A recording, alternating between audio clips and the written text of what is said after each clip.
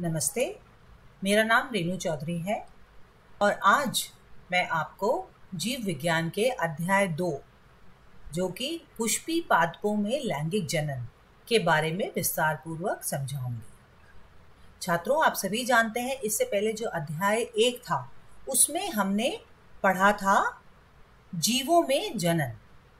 उस अध्याय में हमने अलैंगिक जनन और लैंगिक जनन के बारे में थोड़ा सा पढ़ा था। अब आगे के अध्यायों में हमें लैंगिक जनन के बारे में विस्तार पूर्वक पढ़ना होगा। अध्याय 2 में पुष्पी पादपों में लैंगिक जनन के बारे में विस्तार पूर्वक समझाया गया है। आशा करती हूँ मेरी इन्हीं सभी स्लाइड से आपको ये समझने में आसानी होगी। चलिए शुरू करते हैं। पुष्पी पादपों में लैंगिक जनन। लैंगिक जनन, जिसको इंग्लिश में सेक्सुअल रिप्रोडक्शन कहते हैं।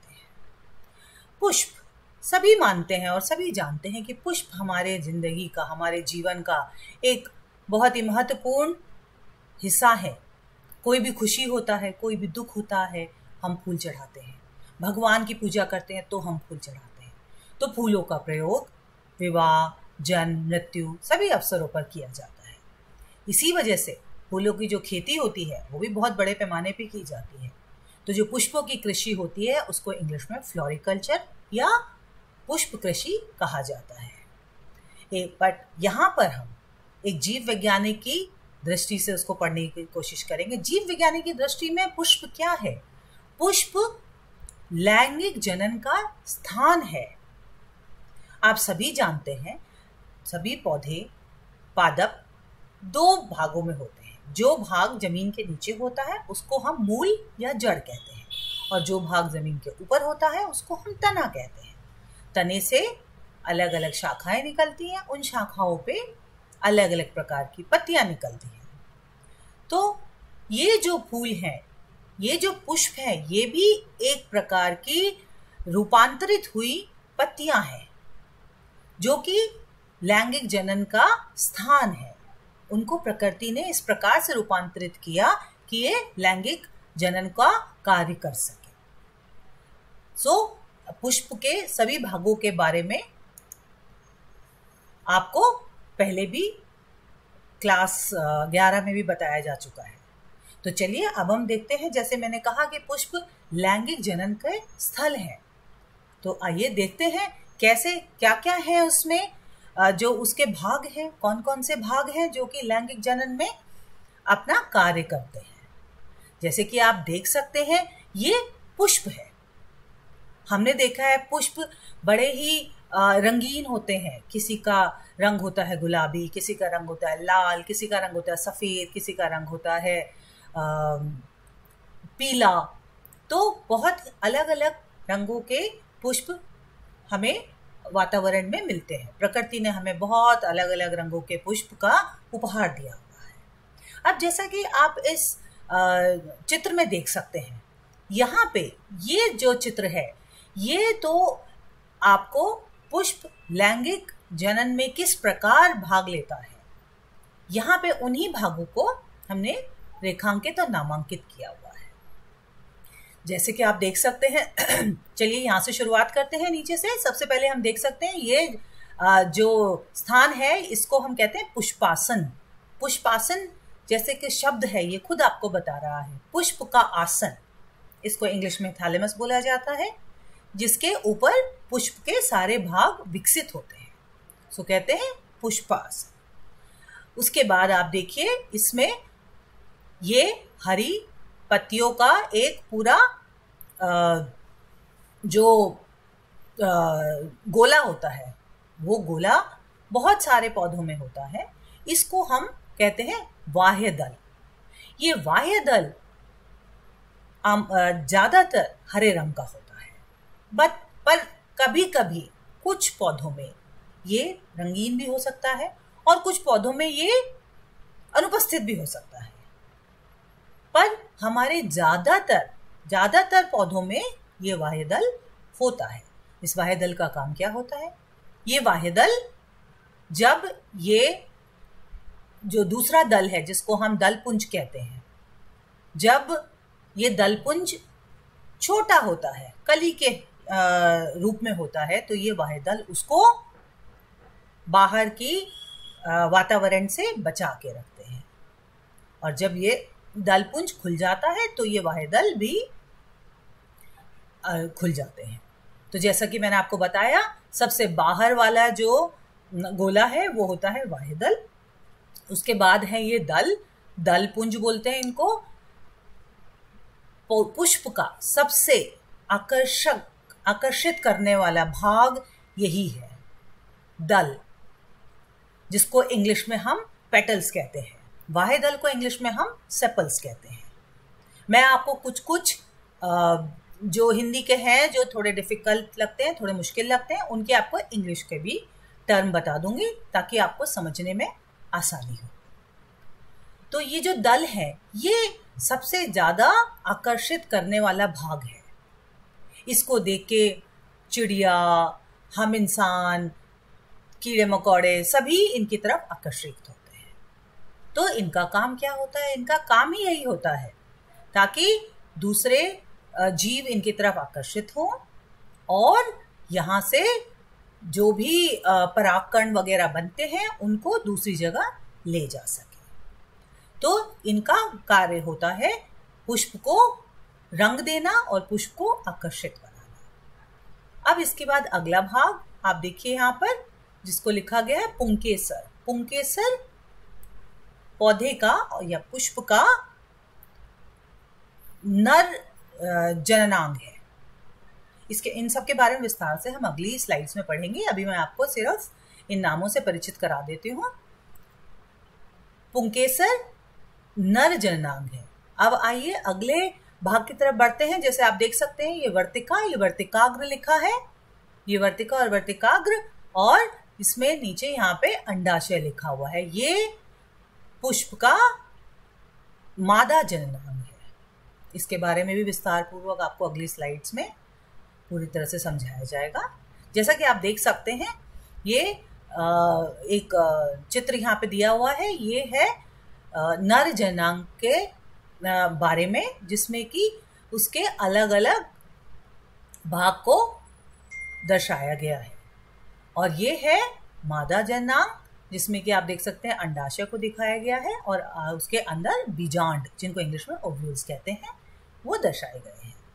आइए अब इन भागों के बारे में विस्तार पूर्वक पढ़ते हैं। जैसे कि मैंने आपको बताया कि पुष्प रूपांतरित परोह होता है। पुष्प एंजियोस्पर्म का जननांग, मतलब जहां से नई जीव की उत्पत्ति होती है, उन अंगों का काम करता है। अभी जैसे मैंने आपको चित्र में दिखाया कि एक पुष्प के 4 भाग होते हैं जो अलग अलग चक्रों में या अलग अलग गोलों में व्यवस्थित रहते हैं। सबसे पहला मैंने आपको बताया था वाहिदल पुंज। वाहिदल पुंज सबसे बाहरी चक्र होता है। इनका रंग ज्यादातर हरा होता है और इसके सिंगल या एक सदस्य को वाहदल, इंग्लिश में कैलिक्स कहते हैं या सेपल कहते हैं। दूसरा जो मैंने आपको बताया था रंगीन पंखुड़ियां हैं, उनका नाम है दलपुंज। इनके एकल सदस्य को करोला या पेटल्स कहते हैं। सो दलपुंज और वाहिदलपुंज पुष्प के सहायक अंग हैं। ये प्रजनन में सीधा सीधा भाग नहीं लेते हैं, बट इनकी वजह से प्रजनन की प्रक्रिया आराम से प्रारंभ हो जाती है। तीसरा जायांग, जो मैंने आपको दिखाया था, यह पुष्प का मादा जननांग मीन्स फीमेल रिप्रोडक्टिव ऑर्गन है। इसके एकल सदस्य को गाइनोशियम कहते हैं। इसके एकल सदस्य गाइनोशियम कहलाया जाता है। पुमंग नर जननांग या मेल रिप्रोडक्टिव ऑर्गन है। इसके एकल को पुंकेसर, जो मैंने आपको दिखाया था, इसको इंग्लिश में हम स्टेमन्स कहते हैं।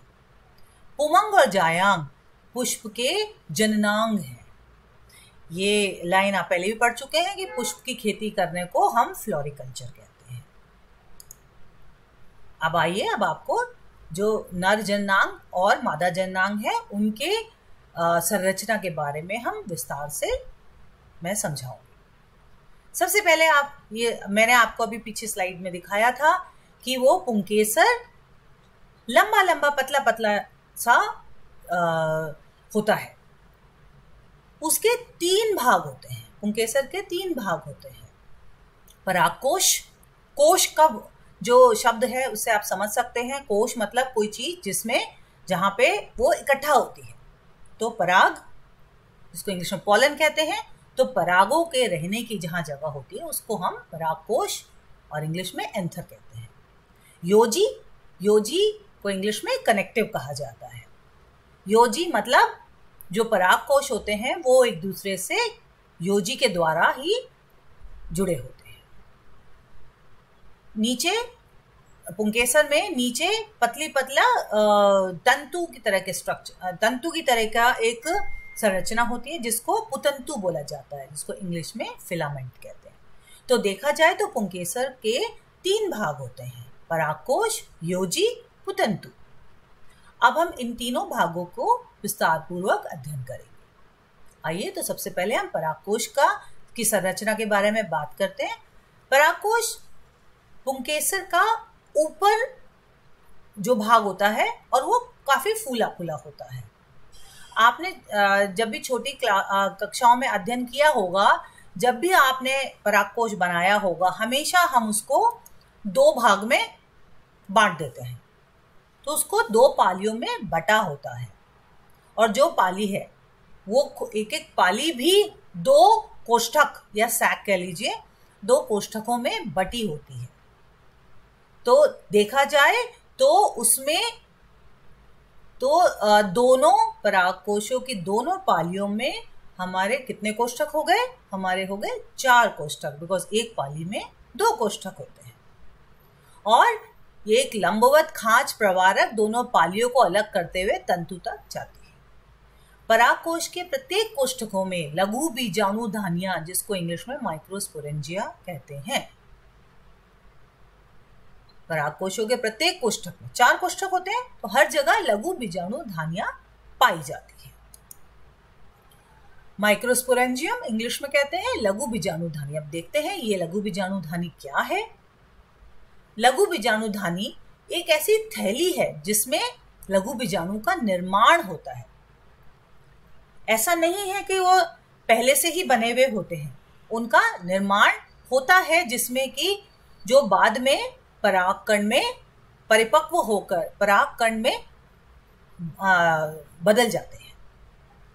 तो जो लघु बीजाणु निर्माण होता है उसमें पराग मात्र कोशिका, मतलब जिससे आगे जाके परागकण बनते हैं, वो पाई जाती है।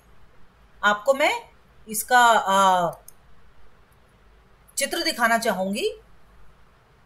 देखिए, ये है एक परागकोश की संरचना। तो ये है एक पुंकेसर। अब ये है पराग पाली। मैंने आपको बताया था 2 पालिकाओं में बटा होता है, एक पाली ये है और एक पाली ये है। ये है योजी जो उनको जोड़ता है, और ये है पुतंतु। ये है पुंकेसर का पूरा एक चित्र। अब हमने इसको जब ऐसे अनुप्रस्थ तरीके से या आड़ी तरीके से, जो हम नॉर्मल में बात कर सकते हैं, आड़ी तरीके से हम काटते हैं तो हमें दिखता है कि देखिए इसमें ये हमने बताया ये 2 पाली है, एक पाली ये है, एक पाली ये है। जब हमने इसको आड़ी तरीके से या अनुप्रस्थ तरीके से काटा तो आपको दिखाई दे रहा है कि 1 2 कोष्ठक यहाँ है, 1 2 कोष्ठक यहाँ है। दोनों पालियों में मिला के, पराग पाली मिला के 4 कोष्ठक बनते हैं। अब इन्हीं कोष्ठकों को आगे यहाँ पे थोड़ा और विस्तार पूर्वक दिखाया गया है। यहाँ पे ये जो चित्र है इसमें ये परागकोश बन चुका है, लेकिन आपके एनसीईआरटी में जो डायग्राम दिया हुआ है उसमें अलग अलग लेयर भी, अलग अलग जो उसकी लेयर होती हैं वो भी दिखाई गई है। इसमें जो लघु बीजाणु है इसकी संरचना में 4 परत होती है। आपका जो एनसीईआरटी में एक डायग्राम दिया हुआ है, उस डायग्राम में, उस चित्र में वो 4 परत या 4 भित्तियां बहुत बहुत अच्छी तरीके से दिखाई गई हैं। अभी मैं आपसे उन्हीं 4 भित्तियों के बारे में विस्तार से बताऊंगी। तो बच्चों, मैं आपको बता रही थी कि ये जो पराग कोश है, इसकी संरचना कैसी है। इस चित्र को समझने से पहले भी कुछ और भी समझिए आप, इसमें होता क्या है।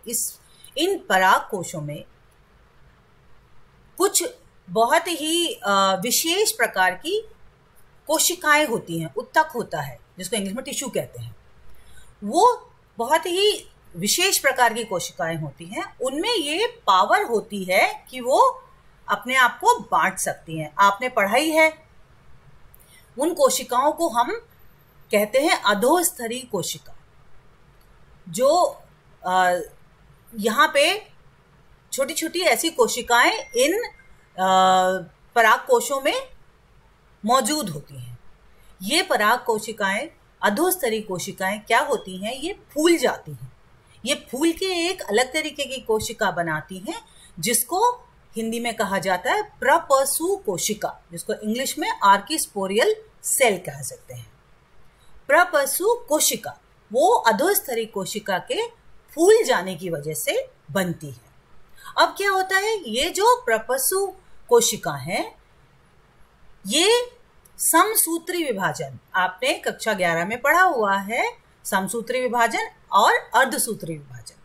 समसूत्री विभाजन मतलब जो माता जनक है, जितने गुणसूत्र उसमें हैं उतने ही जो उनके बच्चे हैं उनमें आएगा। तो समसूत्री विभाजन के द्वारा ये 2 अलग अलग कोशिकाओं में विभाजित हो जाती है। अब उन दोनों कोशिकाओं का नाम आपको याद करने पड़ेंगे। उनके नाम है प्राथमिक भित्ति कोशिका, प्राथमिक बीजाणुजनक कोशिका। प्राथमिक भित्ति कोशिका, प्राथमिक बीजाणुजनक कोशिका। प्राथमिक भित्ति शब्द से आपको क्या समझ में आ रहा है? भित्ति मतलब जो बाहर की तरफ है। तो अब आप ये समझिए कि जो प्राथमिक भित्ति कोशिका बनती है, वो इस पराग कोश के जो अलग अलग परतें हैं, जो भी मैं आपको दिखाऊंगी, उनको जन्म देती है। वो बहुत सारी कोशिकाओं में बढ़ती चली जाती है और उनको अलग अलग परत को, अलग अलग सतह को जन्म देना शुरू कर देती है। और जो प्राथमिक बीजाणुजनक कोशिका है, उसका तो नाम ही आपको बता रहा है, बीजाणुजनक मतलब जो कि बीजाणु को पैदा करने वाली कोशिका है। तो जो प्राथमिक भित्ति कोशिका है, वो समसूत्री विभाजन के द्वारा बहुत सारी नई कोशिकाओं को जन्म देती है, जिनमें से जो सबसे बाहर वाली परत होती है उसको हम कहते हैं बाह्य त्वचा, इंग्लिश में एपिडर्मिस। अब आपको पता है ये बाहर की त्वचा है, बाह्य त्वचा है, तो इसका काम क्या होगा? इसका काम होगा कि लघु बीजाणुधानी की सुरक्षा का काम। उसको किसी भी वातावरण के ऐसे भी जो उसके लिए ठीक नहीं है, उस तरीके के किसी भी प्रकार की हानि ना पहुंचे, तो वो बाह्य त्वचा का काम होता है। उसके अंदर जो दूसरी परत बनती है, जिसको अंतथिसियम या एंडोथीसियम इंग्लिश में कहते हैं, ये बाह्य त्वचा के बिल्कुल अंदर होती है। ये भी सुरक्षा और पराग कोश के स्फुटन, मतलब जब टाइम आता है, जब सारे परागकण बिल्कुल परिपक्व हो जाते हैं, तो ये पराग लघु बीजाणुधानी फट जाती है। तो उसके लिए तब कौन सी भित्ति काम करती है, तब कौन सी परत का काम होता है? ये होता है अंतथिसियम का। सो लघु बीजाणुधानी की संरचना में 4 परतें होती हैं, बाह्य त्वचा, अंतथिसियम, अगली देखिए मध्य परत जिसको इंग्लिश में मिडिल लेयर, बहुत सिंपल वर्ड है। ये अंतथिसियम के अंदर की ओर 2-3 कोशिकाओं की परत होती है। अब आती है टेपिटम सबसे अंदर वाली परत होती है 4 परतों में। मध्य परत के अंदर की परत होती है, यह बहुकेंद्रकी, मतलब जिसमें बहुत सारे केंद्रक होते हैं, और सघन जीव द्रव साइटोप्लाज्म वाली कोशिकाओं की बनी होती है। इसका काम क्या है? ये देखिए, इसका क्या काम है क्या जरूरत है इसकी, ये लिखा हुआ है। इसका कार्य बीजाणुजन उत्तकों को पोषण प्रदान करना है। मैंने आपको बताया था प्राथमिक बीजाणुजनक कोशिका जो है उसमें उसके बाद अर्धसूत्री विभाजन जो होता है, उन उत्तकों को पोषण प्रदान करना, उनको खाना देना, इसका काम होता है। टेपिटम का काम यही होता है। तो हमने 4 परतें पढ़ी लघु बीजाणुधानी में, बाह्य परत, अंतरथीसियम, मध्य परत और टेपिटम। अब क्या होता है जब हम अच्छा पहले ये देख लेते हैं। अगला भाग है उसका, पुंकेसर का अगला भाग है योजी, जिसका इंग्लिश मैंने आपको बताया था कनेक्टिव। आपको इस शब्द से समझ में आ जाता है, जो उन दोनों को जोड़ता है। परागकोश को पुंततु मतलब फिलामेंट से जोड़ता है। तो ये जो कोशिकाएं होती हैं इनका काम होता है जोड़ना। उसके बाद आता है पुंततु। पुंततु एक पतली सी डंडी होती है जिससे कि जो ऊपर का भाग होता है वो परागकोश जो होता है वो पुष्प के पुष्पासन से जुड़ा रहता है। पुंततु का यहाँ पे यही रोल है। अब इसके बाद आपको मैं दिखाती हूं जो परागकण है। ये परागकण जब परिपक्व हो जाते हैं तब इनका ये संरचना होती है। इसके बारे में मैं आपको पहले स्लाइड दिखाती हूँ, फिर मैं आपको लेके आऊंगी। जब परागकण परिपक्व हो जाते हैं तब होता क्या है, तब जो परिपक्व होने के बाद जो लघु बीजाणुधानी है वो फट जाती है और ये सारे के सारे परागकण बाहर निकल जाते हैं। अब बाहर निकलने के बाद क्या होता है, बाहर निकलने के बाद ये हवा के द्वारा एक जगह से दूसरी जगह जा सकते हैं, या आपने और हमने उस फूल को छुआ तो ये हमारे हाथों में भी चिपक सकते हैं, और हमने उसके दूसरे फूल को छुआ, दूसरे पुष्प को छुआ तो हमने वहां पर उनको छोड़ दिया, तो ये वहां चले जाते हैं। हवा से, पानी से, छूने से, कोई वहां पे कीड़ा बैठा तो उसके पैरों में लग जाते हैं। अब आप ये समझिए कि जब इन्हें लघु बहुधानी से निकलने के बाद इनको ये नहीं पता कि कब इनका आगे कितना समय तक इनको ऐसे ही रहना पड़ेगा। तो इनका जो संरचना है वो इस प्रकार से बनी है, प्रकृति ने इस प्रकार से बनाई है कि ये जो कई बार जैसे वातावरण अनुकूल नहीं है तो उसमें भी ये आराम से कुछ समय तक जिंदा रह सकते हैं। तो उनका जो संरचना है वो इस प्रकार से है कि सबसे पहले अभी जो मैंने आपको डायग्राम दिखाया था उसमें आप देख सकते हैं वाहिद चोल जिसको इंग्लिश में एक्साइन कहते हैं, ये परागकण की सबसे बाहरी परत होती है। ये थोड़ी सी खुरदुरी सी होती है, डिजाइन तो नहीं कह सकते बट हाँ उभार होता है। और ये जिस कार्बनिक पदार्थ से बनी होती है उसको स्पोरोपोलिन कहते हैं। ये स्पोरोपोलिन की खासियत क्या है, ये स्पोरोपोलिन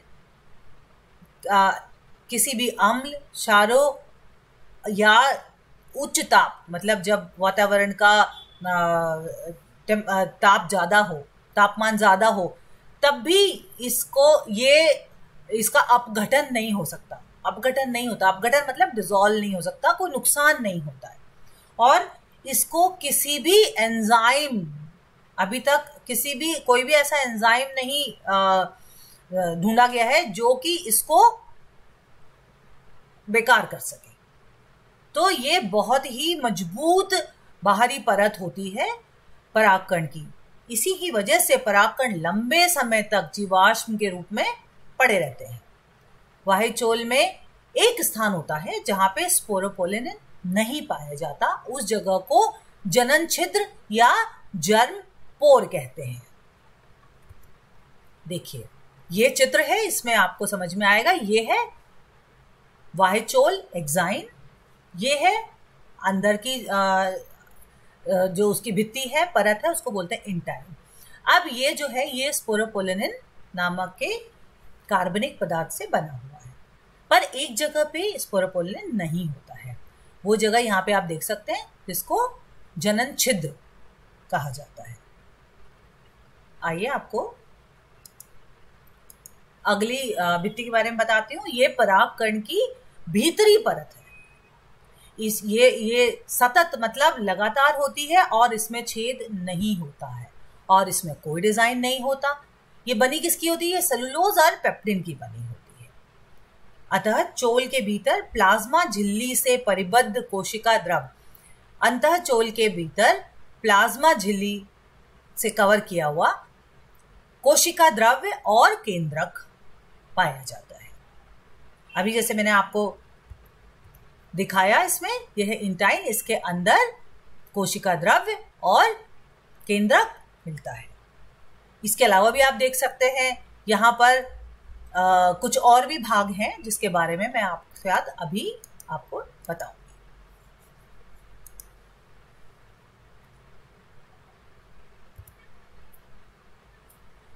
ये आप देख रहे हैं कि स्टेज ऑफ माइक्रोस्पोर मैच्योरिंग, ये पॉलन ग्रेन के अंदर, पराग कण के अंदर जो नर युग्मक होता है जिसको इंग्लिश में माइक्रोस्पोर कहा जाता है, वो उसका कैसे विकास हो रहा है।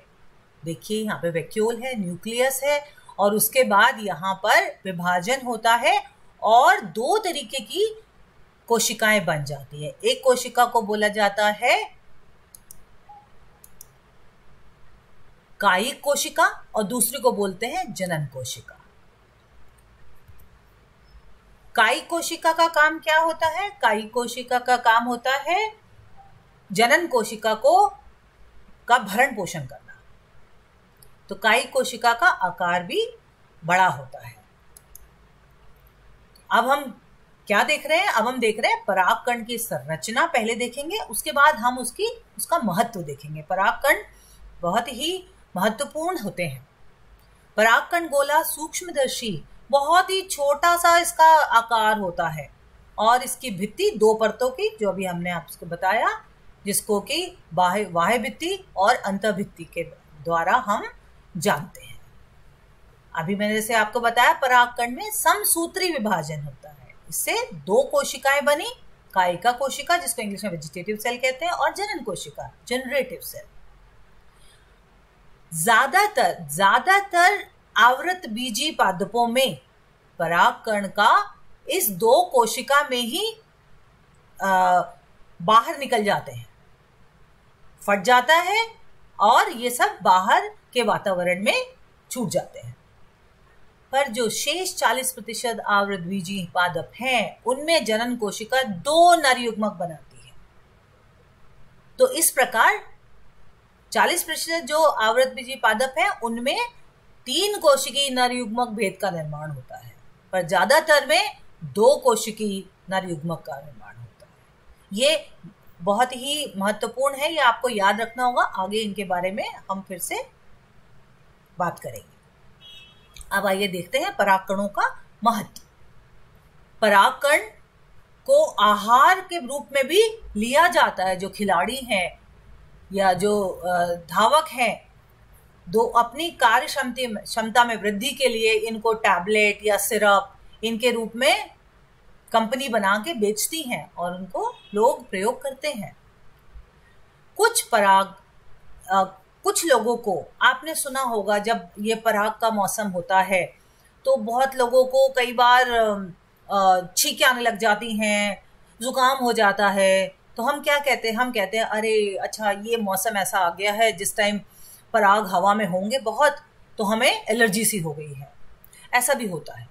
उससे बहुत लोगों को सांस की प्रॉब्लम हो जाती है, तो एलर्जी भी कर सकते हैं।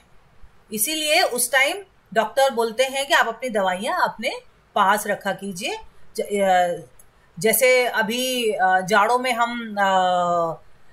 जब हम गेहूं बोते हैं और जब वैसाखी के बाद जब गेहूं कटना शुरू होता है, तो पराग की एलर्जी उस टाइम बहुत ज़्यादा होती है। अभी भी जैसे फसल कटती है, इस मौसम में भी बहुत लोगों को पराग से एलर्जी हो जाती है। अब परागकणों की जो जीवन क्षमता होती है उसके दो कारक होते हैं, एक तो तापमान और दूसरा आर्द्रता। आर्द्रता मतलब जो वातावरण है उसमें कितना पानी कितने प्रतिशत पानी है। अब इनकी जो जीवन क्षमता है वो अलग अलग, अंकुरण क्षमता भी कहते हैं उसको, वो अलग अलग पादप की अलग अलग होती है। जैसे परागकण गेहूं धान में कुछ घंटे, 1 घंटे से लेकर 6 घंटे, कुछ में कुछ महीने, कुछ में 6 साल तक की अंकुरण क्षमता रखते हैं। इसीलिए उनकी जो बाह्य भित्ति है वो उनको उस प्रतिकूल वातावरण में, प्रतिकूल वाली जितनी भी परेशानियां हैं उनसे उनको संभाल के रखती है। लेकिन जिनमें जीवन क्षमता या अंकुरण क्षमता कुछ घंटे तक ही है, उसमें अगर उतने ही समय में वो पुष्प के मादा जननांग तक नहीं पहुंचे तो ये मर जाते हैं, खत्म हो जाते हैं। परागकणों को द्रव नाइट्रोजन, जिसको इंग्लिश में लिक्विड नाइट्रोजन कहते हैं, उसमें वो लोग अंडारित करके पराग बैंक के रूप में, जो ये खेती बाड़ी वाले लोग होते हैं, किसान वगैरह होते हैं, उनको फसलों के प्रजनन में प्रयोग किया जाता है। तो परागकणों का बहुत ज्यादा महत्व है। मैं आशा करती हूं कि अब तक जितना मैंने समझाया इसमें आपको अगर कोई भी प्रश्न है तो उसका जवाब मिल गया होगा। अगर नहीं मिला होगा तो वो मुझे आप बताइएगा, मैं आपको अलग से उसका जवाब दे दूंगी। आइए अब हम देखते हैं जो मादा जननांग है।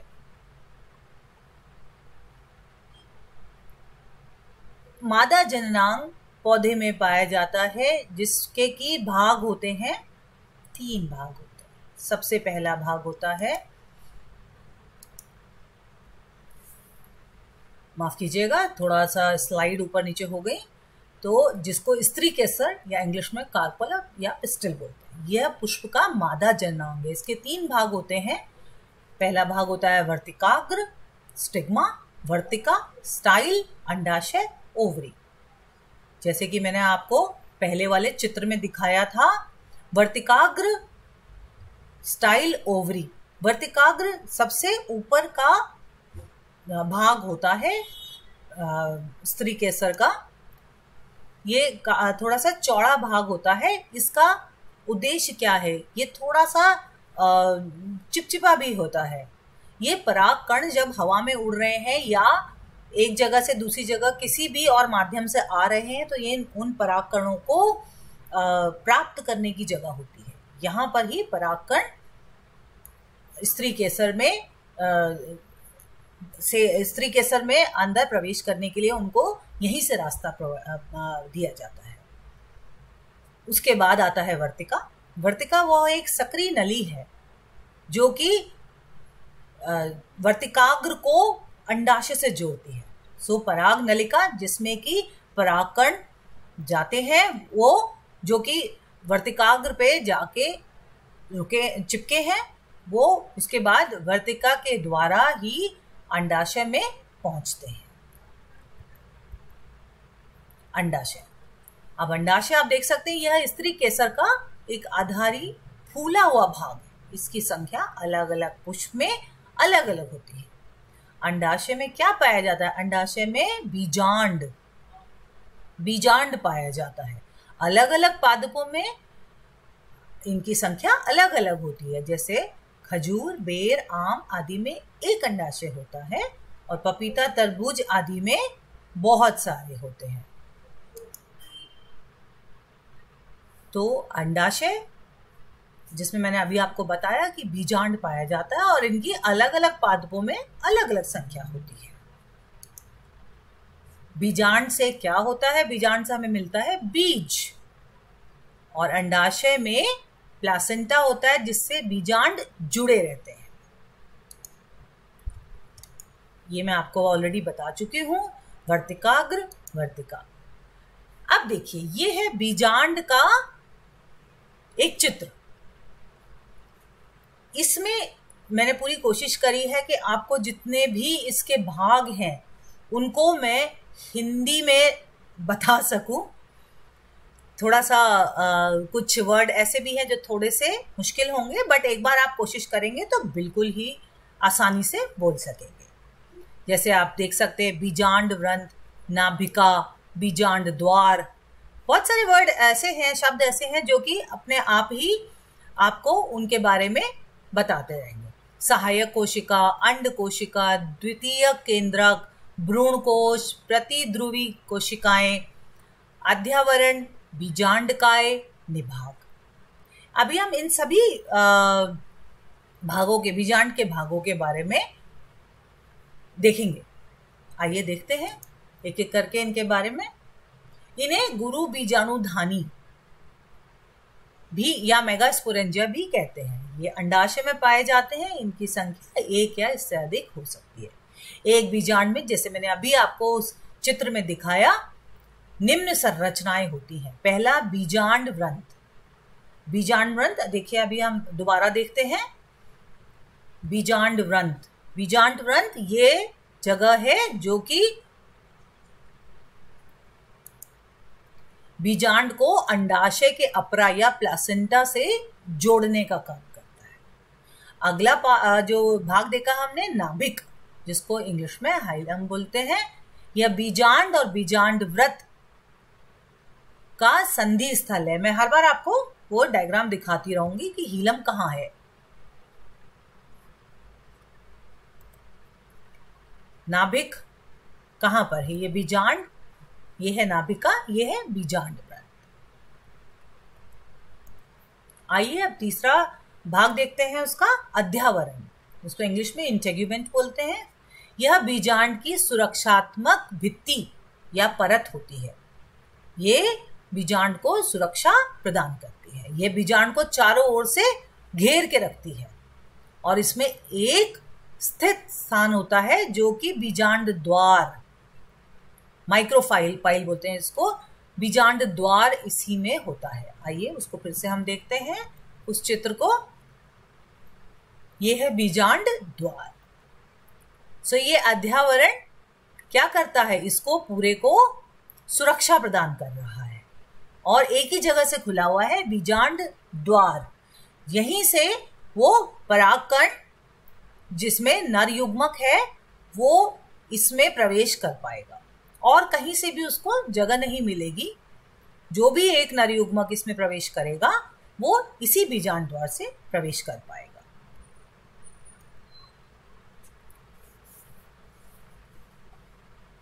यहाँ पे जैसे आपको बताया, जिम्नोस्पर्म में एक ही अध्यावरण होता है, सो इन्हें यूनिटेग्मिक कहते हैं। एंजियोस्पर्म में दो अध्यावरण, बाह्य अध्यावरण, अंत अध्यावरण, ताकि उनको ज्यादा अच्छे से सुरक्षा मिल सके।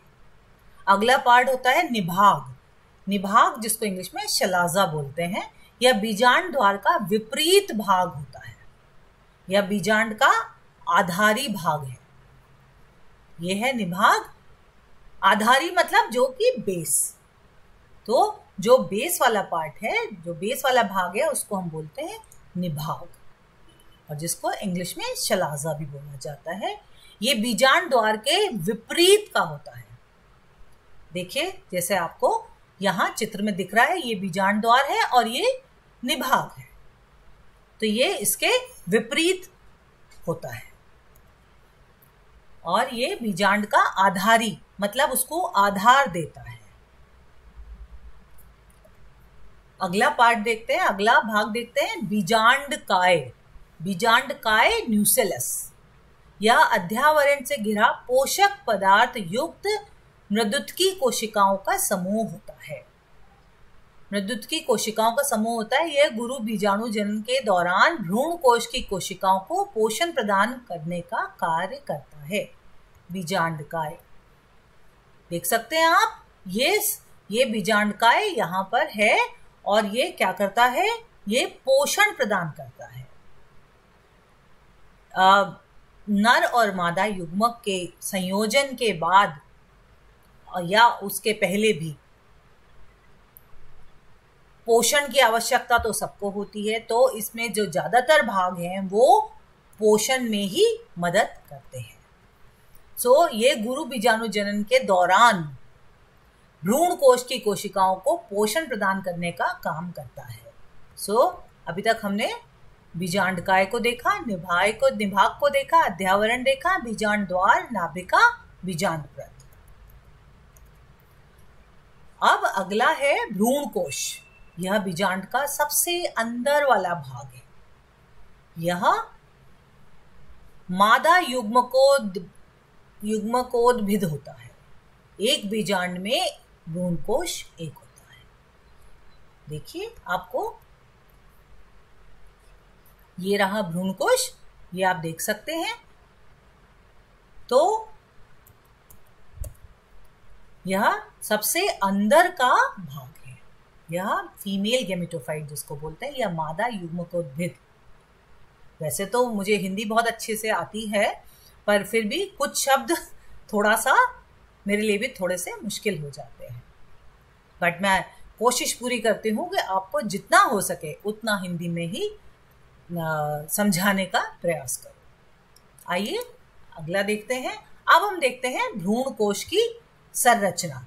अब ये जो एम्ब्रियो सैक है, इसकी संरचना को समझने का प्रयास करते हैं। पर मैं ये चाहूंगी कि अभी तक मैंने जितना पढ़ाया था, अभी आप वहां तक अपना ध्यान लगाइए, और यहां तक कुछ ना समझ में आया हो तो वो समझिए। जो ये भ्रूण कोश की संरचना है और जो उसके आगे का है, वो मैं आपको अपने अगले वीडियो में समझाने का प्रयास करूंगी। आशा करती हूँ जितना मैंने आज आपको समझाने का प्रयास किया आपको समझ में आया होगा। फिर भी अगर कहीं कोई भी मुश्किल है तो आप मुझसे पूछ सकते हैं। मैं आपका जो भी आपका परेशानी हो रही है उसको दूर करने में अपनी पूरी कोशिश करूंगी। धन्यवाद। Thank you. आपका दिन शुभ हो।